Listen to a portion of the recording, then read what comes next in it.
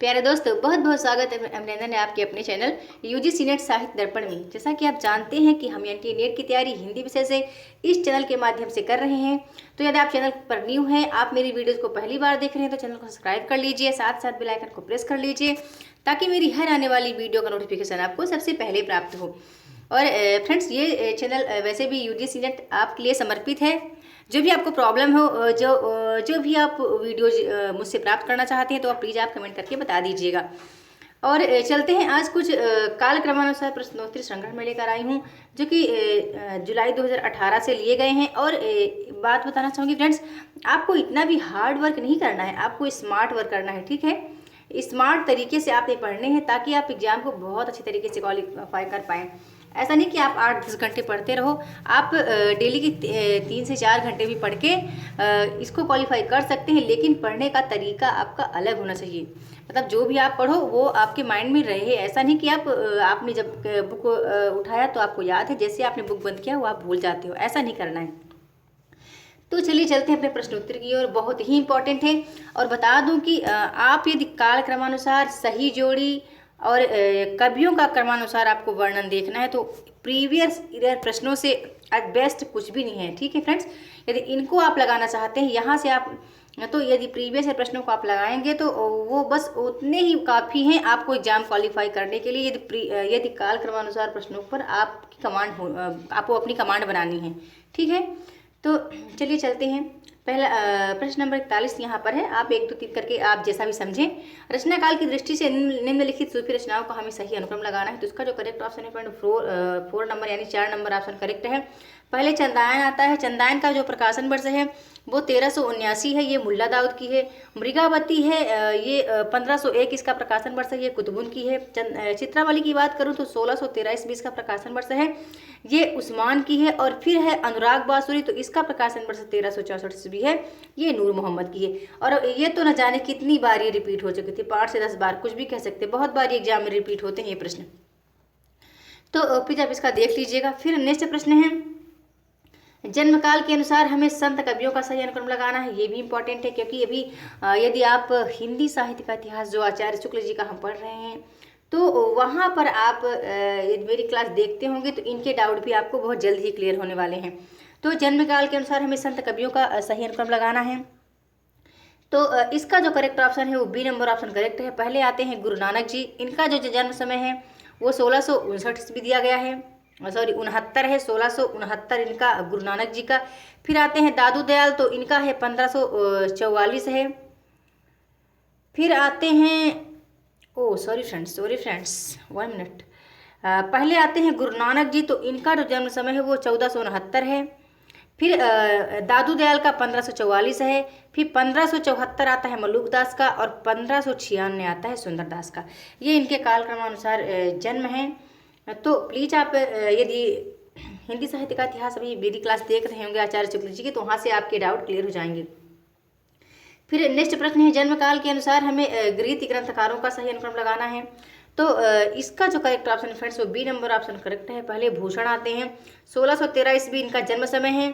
जसवंत सिंह आते हैं, 1626 इनका जन्म समय है। देव का जो जन्म काल दिया गया है 1675 है। और सूरत मिश्र का जन्म समय 1709 ईस्वी दिया गया है। तो इसका जो 2 नंबर ऑप्शन है वो करेक्ट है। फिर चलते हैं अगले प्रश्न की ओर। तो नेक्स्ट प्रश्न हमारा है कि जन्म काल के अनुसार हमें सही कवियों का सही अनुक्रम लगाना है। तो सबसे पहले इसका जो करेक्ट ऑप्शन बता दूं, 1 नंबर ऑप्शन करेक्ट है। श्रीधर पाठक आते हैं। फिर अयोध्या सिंह उपाध्याय आते हैं, गया प्रसाद शुक्ल सनेही, फिर रामनरेश त्रिपाठी। ये सब चीज़ें आपको कहाँ से मिलेंगी? यदि आप आधुनिक काल को या आपने डीप पढ़ा होगा, मैं बता दूं हिंदी साहित्य का जो इतिहास है वो आपके लिए पढ़ना बहुत इंपॉर्टेंट है। तो ये आधुनिक काल से ही के ही कवि माने गए हैं, ये सब आधुनिक काल के अंतर्गत आते हैं। तो इसका जो मैं बताना चाहूँगी, तो श्रीधर पाठक का जो जन्म समय है 1859 है। अयोध्या सिंह उपाध्याय का 1865 है। गयास प्रसाद शुक्ल सनेही का 1883 है। और रामनरेश त्रिपाठी का 1889 है। यहाँ मैं आपको एक और इन्फॉर्मेशन देना चाहूँगी फ्रेंड्स। जब मैं पढ़ रही थी, जब भी मैं पढ़ती हूँ ये इनकी रचनाओं को, चाहे ये पाठक जी हों, हरिऔध जी हों, शुक्ल सनेही जी या रामनरेश त्रिपाठी जी, तो मैं जहाँ भी मैंने इनकी रचनाओं को मैं पढ़ना चाहती हूँ तो वहाँ मैं इनके जन्म समय को जरूर ही डालती हूँ। और मेरी एक आदत है कि मैं जिन भी कवि, लेखक, उपन्यासकार, कहानीकार, आलोचनाकार, मतलब जिसका भी मैं पढ़ूंगी तो सबसे पहले उन कवि का, लेखक का, रचनाकार का मैं जीवन जरूर याद रखूंगी। उनका जन्म काल में यदि मेरे पास है तो ठीक है, नहीं होता मैं गूगल करके उनका जन्म समय सबसे पहले नोट करती हूँ। बेशक मैं उनकी रचनाओं को 4 बार पढ़ूँ तो 4 बार मैं उनके जीवन काल को भी मैं डालूंगी, ताकि इतना मतलब माइंड में सेट हो जाए, कभी भूले ना। ओके, कहते हैं ना, करत करत अभ्यास के जन्मति होते सुजान, वही वाला रूल आपको भी अपनाना है फ्रेंड्स। तो प्लीज़ आप ऐसे कर सकते हैं जब भी आप रचनाओं को पढ़ रहे होते हैं। तो चलिए नेक्स्ट देखते हैं। हाँ, अगला प्रश्न है, प्रकाशन काल के अनुसार हमें रचनाओं का सही अनुक्रम लगाना है। तो इसका जो बी नंबर ऑप्शन यानी 2 नंबर ऑप्शन है वो करेक्ट है। पहले यशोधरा है, फिर कामायनी है, फिर कनुप्रिया, फिर उर्वशी है। तो बता दूं, यशोधरा का प्रकाशन वर्ष 1932 है, कामायनी का प्रकाशन वर्ष 1935 है। कहीं कहीं पर 36 भी आता है तो आप देख लीजिएगा, बट 1935 ही माना गया है। आपको पता है जयशंकर प्रसाद की है, ये हमारे पाठ्यक्रम में फ्रेंड्स लगी हुई है। कनुप्रिया 1959 में प्रकाशित हुई है, ये धर्मवीर भारती की है। और उर्वशी जो है वो 1961 में प्रकाशित हुई है, ये रामधारी सिंह दिनकर की है। अब नेक्स्ट चलते हैं। अगला प्रश्न है हमारा कि प्रकाशन काल की दृष्टि से हरिवंश राय बच्चन की रचनाओं का सही अनुक्रम लगाना। ये बहुत बार रिपीट हुआ है प्रश्न। हरिवंश राय बच्चन की जो काव्य कृतियाँ हैं बहुत बार रिपीट होती हैं। अब मैं इसको आपको एक तरीका बताती हूँ। जब मैं याद कर रही थी मुझे भी लग रहा था कैसे याद होगा ये सब, मुझे लगा मेरे लिए नहीं है, ये इतना लंबा पाठ्यक्रम है, मैं कैसे कर पाऊँगी। जब मैं रचनाओं को पढ़ना स्टार्ट की तब मैंने क्या किया कि जैसे इनकी जो रचनाएं आती हैं तो मैं उसका पहला अक्षर, जैसे नी है ना, निशा निमंत्रण, मैंने उसका पहला अक्षर याद किया। और उसके सामने जैसे इसका निशा निमंत्रण का जो प्रकाशन वर्ष है 1938 है, नी के आगे ऐसा नी लगा के और डॉट लगाया और ऐसे 38 लिखा। फिर आगे जैसे आया तो मी करके ऐसा, मतलब हर जगह एक अक्षर मैंने लिखा ऐसे डैश करके, और फिर मैंने 50 लिख लिया कि ये इनकी जो रचना है मिलन यामिनी वो 1950 की है। 19 को मैं काटती गई और 38, 50, 54 ऐसा करके। तो ये चीज़ें माइंड में कुछ आपको कुछ स्मृति पटल पर कुछ ऐसा बनाना पड़ेगा जो आपको याद रहे, आप भूल ना पाए, यानी शॉर्ट तरीके से, इसी को कहते हैं शॉर्ट तरीका है पढ़ने का। ठीक है फ्रेंड्स, तो चलिए देख लेते हैं प्रकाशन की दृष्टि से हरिवंश राय बच्चन की रचनाओं को देख लेते हैं। तो इसका जो करेक्ट ऑप्शन है वो डी नंबर ऑप्शन करेक्ट है। पहले आता है निशा निमंत्रण जो कि 1938 में प्रकाशित हुआ। मिलन यामिनी का प्रकाशन वर्ष 1950 है। प्रणय पत्रिका का प्रकाशन वर्ष 1954 है। जाल समेटा का प्रकाशन वर्ष 1959 ईस्वी है। तो इसका 4 नंबर ऑप्शन करेक्ट है। फिर चलते हैं अगले प्रश्न की ओर। तो फिर दिया है कि प्रकाशन वर्ष के अनुसार हमें कविताओं का सही अनुक्रम लगाना है। ये भी इंपॉर्टेंट है, कई बार ये भी एग्जाम में पूछे जा चुके हैं। तो इसका जो करेक्ट ऑप्शन है फ्रेंड्स, तो इसका correct option C number option correct है, यानी 3 नंबर यहाँ पर। पहले आती है प्रलय की छाया, फिर मधुबाला है, असाध्य वीणा है, पटकथा है। अब देखिए ये अलग अलग कवियों की है, कभी कभी एक ही कवि की दी जाती है, कभी कभी अलग अलग कवियों की। तो यहाँ पर फ्रेंड्स हम देखें जो प्रलय की छाया को, तो इसका प्रकाशन वर्ष 1925 है। प्रलय की छाया ये जयशंकर प्रसाद की ही रचना है। मधुबाला आपको पता ही है हरिवंश राय बच्चन जी की है, इसका प्रकाशन वर्ष 1936 है। असाध्य वीणा भी हमारे पाठ्यक्रम में लगी हुई है, 1961 इसका प्रकाशन वर्ष है, अजय जी की है। और पटकथा ये सुदामा पांडे धूमिल की है, 1972 इसका प्रकाशन वर्ष है। ये पटकथा बहुत ही इंपॉर्टेंट है। तो इसका जो करेक्ट ऑप्शन है फ्रेंड्स वो 3 नंबर ऑप्शन करेक्ट है। फिर चलते हैं अगले प्रश्न की ओर। अगला हमारा प्रश्न दिया गया है कि प्रकाशन वर्ष के अनुसार हमें उपन्यासों का सही अनुक्रम लगाना है। तो यहाँ पे एक और इन्फॉर्मेशन देना चाहूँगी, मैं उपन्यास की वीडियो जल्दी अपलोड कर दूँगी। आपको बस उतने ही उपन्यास पढ़ने हैं जितने मैं अपनी वीडियो में अपलोड कर दूँगी। ओके, क्योंकि वहाँ मैंने बहुत अच्छे से स्मार्ट तरीके से उनको नोट किया है। यदि आप उतने ही फ्रेंड्स पढ़ लेते हैं तो उपन्यास से आने वाले सही प्रश्नों को आप राइट कर पाएंगी। तो चलिए देख लेते हैं। तो इसका जो करेक्ट ऑप्शन है फ्रेंड्स 1 नंबर ऑप्शन करेक्ट है। पहले 1 नंबर इसका ऑप्शन करेक्ट है। तो बता दूं पहले कौन आता है, पहले दिव्या है, फिर जहाज का पंछी है, फिर अमृत और विष है, फिर पहला पड़ाव है। तो दिव्या का प्रकाशन वर्ष 1945 है, ये आपको पता है, यशपाल का उपन्यास है। जहाज का पंछी जो है 1954 ईस्वी का प्रकाशन वर्ष है, इला चंद्र जोशी का है। अमृत और विष अमृतलाल नागर का है, 1966 इसका प्रकाशन वर्ष है। और पहला पड़ाव 1987 में प्रकाशित हुआ, श्रीलाल शुक्ल का है। तो 1 नंबर ऑप्शन इसका करेक्ट है। फिर चलते हैं अगले प्रश्न की ओर। प्रश्न दिया गया है कि प्रकाशन वर्ष के अनुसार हमें कहानियों का सही अनुक्रम लगाना है।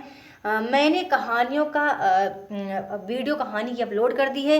यदि आपको कहानी की पीडीएफ चाहिए तो प्लीज़ आप मुझे बताना, मैं टेलीग्राम पर उसको भी सेंड कर दूंगी। बट आप एक दो बार वीडियो को देख लेना, तो वहाँ से आपको पता चल जाएगा फ्रेंड्स कि आपको किन किन कहानियों को पढ़ना है, क्योंकि मैं अक्सर ही बोलती हूँ आपको स्मार्ट वर्क ही करना है। ओके, चलिए चलते हैं अपने प्रश्नोत्तरी की ओर।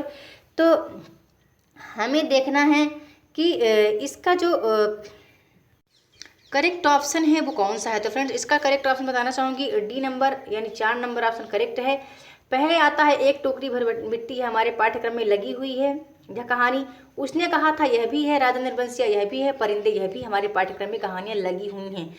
तो इसका जो करेक्ट ऑप्शन है आपने देख लिया, 4 नंबर ऑप्शन करेक्ट है। अब बताना चाहूँगी इसका जो प्रकाशन वर्ष है एक टोकरी भर मिट्टी का 1901 ईस्वी है, माधव राव सप्रे की कहानी है।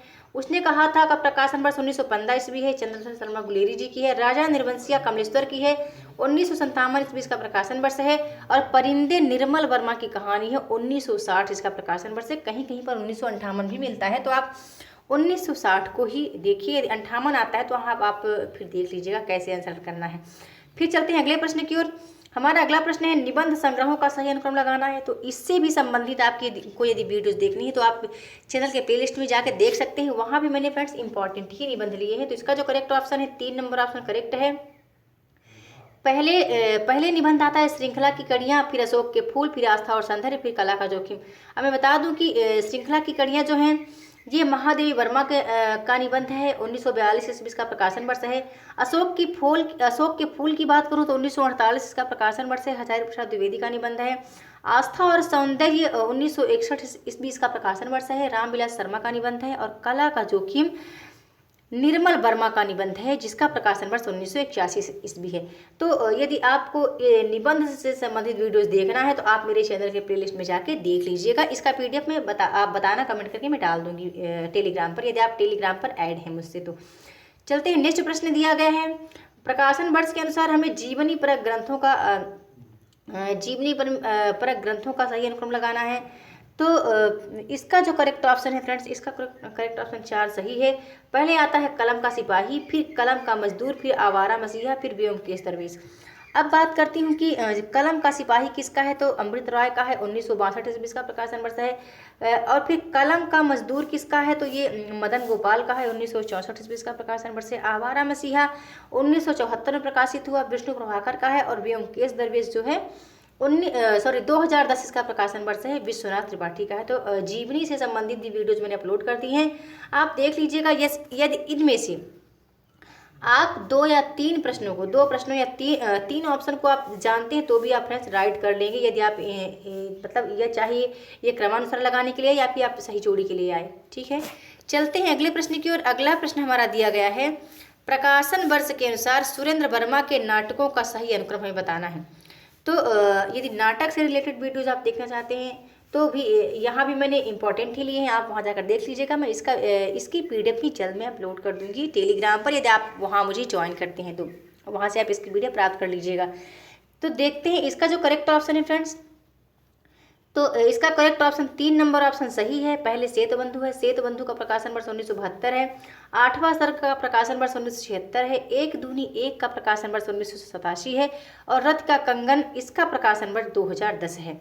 तो ये सुरेंद्र वर्मा के सभी नाटक हैं। इनके कुछ और नाटक महत्वपूर्ण हैं और इनके नाटक अक्सर एग्जाम में पूछ लिए जाते हैं। फिर चलते हैं अगले प्रश्न की ओर। तो अगला प्रश्न हमारा दिया है कि प्रकाशन वर्ष के अनुसार आलोचनात्मक कृतियों का सही अनुक्रम लगाना है हमें। तो इसका जो करेक्ट ऑप्शन है बताना चाहूँगी, इसका करेक्ट ऑप्शन 2 नंबर ऑप्शन सही है। पहले आता है हिंदी साहित्य का आदिकाल, ये हजारी प्रसाद द्विवेदी का आलोचनात्मक ग्रंथ है, 1952 ईस्वी का प्रकाशन वर्ष है। कवि सुमित्रानंदन पंत 1976 में प्रकाशित हुआ, यह नंद दुलारी वाजपेयी का है। मिथक और साहित्य ये डॉक्टर नगेंद्र का है। फिर भारतीय सौंदर्य बोध और तुलसीदास इसका प्रकाशन वर्ष 2001 में, ये रामविलास शर्मा के। तो बता दूं फ्रेंड्स कि आलोचनाओं से रिलेटेड वीडियो मैं जल्द ही अपलोड करने वाली हूं, तो जितने मैं वहां पर दे दूंगी महत्वपूर्ण, प्लीज़ आप उसको उतने याद कर लेते हैं यदि, तो आलोचनाओं से आने वाले प्रश्नों को आप राइट कर पाएंगी। तो आपने देखा इसका करेक्ट ऑप्शन 2 नंबर ऑप्शन इसका सही है। फिर अगला प्रश्न है यहाँ पर नंद दुलारी वाजपेयी की आलोचनात्मक कृतियों का हमें सही अनुक्रम लगाना है। तो देख लेते हैं इसका जो करेक्ट ऑप्शन है। तो 2 नंबर ऑप्शन सही है। पहले है जयशंकर प्रसाद, फिर आधुनिक साहित्य, फिर कवि निराला, फिर नई कविता। तो इसका जो प्रकाशन वर्ष है जयशंकर प्रसाद का 1940 है, आधुनिक साहित्य का 1950 है, कवि निराला का 1965 है और नई कविता का प्रकाशन वर्ष 1973 है। यदि आप मेरे जैसे रूल को फॉलो करना चाहते हैं कि इसका मतलब पहला ऑप्शन आपने लिख लिया, पहला अक्षर, और उसके आगे आपने 2 अक्षरों को लिख लेना है। जैसे चलिए यहाँ पर बात कर लेते हैं। इसका जो कालक्रम की दृष्टि से हमें निम्नलिखित आचार्यों का सही अनुक्रम लगाना है। तो इस जो पहले आते हैं, पहले कौन आते हैं, इसका जो करेक्ट ऑप्शन है वो 1 नंबर सही है। पहले वामन आते हैं, फिर कुंतक आते हैं, फिर मम्मट आते हैं, फिर विश्वनाथ आते हैं। तो वामन का जो समय काल है वो 8वीं शती है, कुंतक का 10वीं शती है, मम्मट का 11वीं शती है और विश्वनाथ का 14वीं शती है। तो फ्रेंड्स, आज की वीडियो में बस इतना ही। जल्द मिलती हूँ अपनी नेक्स्ट वीडियो में न्यू टॉपिक के साथ, न्यू प्रश्नों के साथ। तो वीडियो देखने के लिए बहुत बहुत धन्यवाद।